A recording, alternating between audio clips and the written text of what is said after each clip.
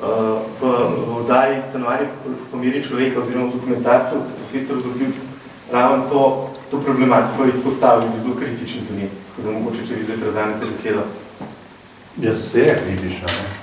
Vi imate danes malo vsakotno hranilko, ko živi naprimer v garsonjeri, pa ima v kleti skoraj toliko kvadrature kot Stanovanje, ker je mogla kupati še parkirno mesto, pa kletni boks. V Stanovanju ima pa otroka, naprimer, v isti sobi, kot sama živi. Sociologi so gotovi, to je Srna Mandič pa drugi, ki je nekaj, ki so se ukvarjali s stanovanjskimi vprašanji, da ni nikakršne korelacije med številom družinskih članov in velikostjo stanovanja, ki ga kupi ta družina. To je zapravo, vsi pravilniki so bili delani pa na tej predpostavki, da družina z enim otrokom trosobno stanovanje, skratka dnevno sobo spalnico staršev pa za otroka, če ima dva otroka, še eno spalnico več, če ima tri spalnice, še tri otroka in tako naprej. In izkazali se je seveda, da temu ni tako, ker so cene astronomske, dohodki pa včasih gledati celo obratnem so razmerju večja, ker družina manjši so dohodki. Kot pravim, nikakršne korelacije ni. Zato ta schema, ki je tako idealno nastavljena, zares ne funkcionira. Vsi jo poznamo, tudi v elitnih stanovanjih so bili, tisti, ki jih cenimo, Ferrantov vrtec, tako ne vem. Je dnevna soba, jedilni kot z kuhinjo, pa imamo pa še tisto, kar pa še zraven shramba, dnevni WC in bolj nočni del, kjer so 1, 2, 3 spalnice, koliko je in sanitarni prostori. Ta schema je ta funkcionalistična schema, ki sigurno ima svoj razlog, ampak kot pravim, trg je pravzaprav to popačeno. Realnost, življenjska realnost se izkaže, da temu ne more slediti, če se nas vsaj v naši družbi ni sledila.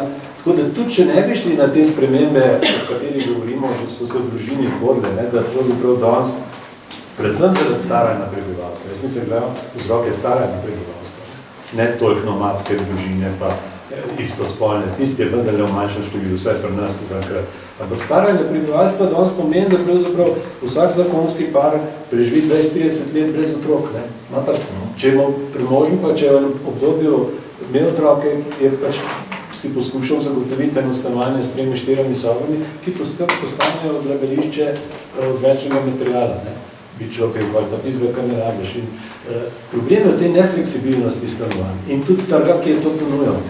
Ker če imaš ti danes neko družino, ki ni sposobna kupiti stanovanja, ki bi bila adekvatna za 4-člansko družino, to je zapravo, kar bi pomenili verjetno 90 kvadratnih metrov, si kupijo lahko samo dvosobno stanovanje in se pač tam drenjajo. Če mi temu pravimo spet v stroki, tako kot smo prej govorili nizko gosto, pravimo temu odprti sistem, to se pravi, da bi bil to en tloris, kjer so edina fiksna mesta, so pravzaprav tak, ki pomenijo kuhno in mokre vozle, kopalnice.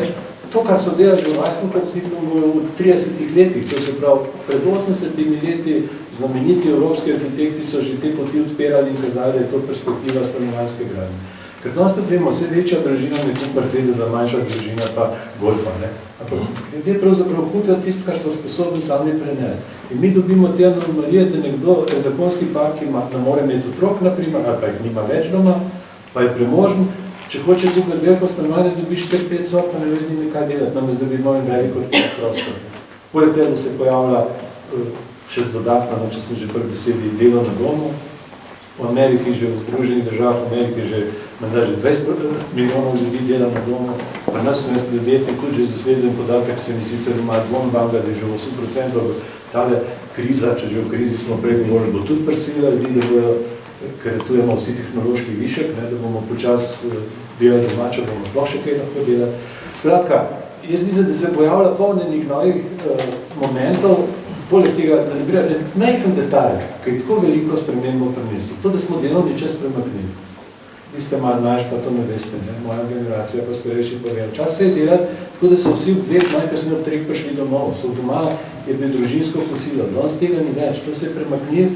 Danes smo v službah do 5-6 popoldne, družina se zbere še zvečer. Se je, naprimer, ta odnos, če hočete, ali pa potreba za druženjem v kuhinji, pa to je rata nekaj drugega, kot je bilo pred 30-40 ljudi.